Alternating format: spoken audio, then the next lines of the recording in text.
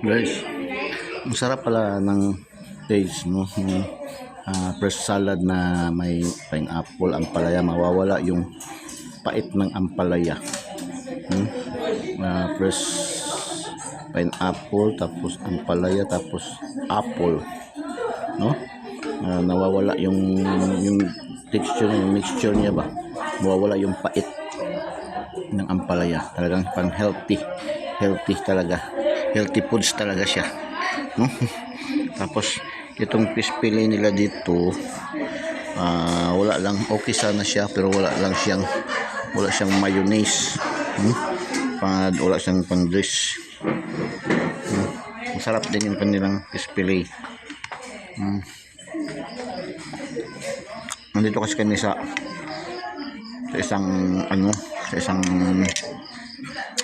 bahay ampunan. Bahay ampunan, pampon. May seminar kami training. May seminar kami training 2 days. Kaya ito yung aming pagkain ngayon araw. Kahapon di ko lang yung aming update kahapon. Di bawal. Yun lang, hindi na bawal. Mahal. Breakfast tayo. Food for the life. Food for the life.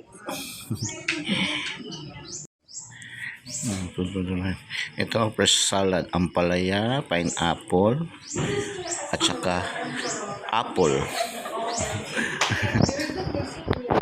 Ito, apple, ampalaya, carrots, tapos scrambled egg. I want ko ito, fish fillet. So, pang healthy breakfast talaga. Hindi na kalinte niya.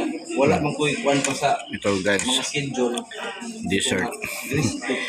Dessert. Auto naman balik. Fresh watermelon. Ito yung dessert. Tatlong slice talaga kinuha ko guys. Tatlong slice talaga kinuha ko.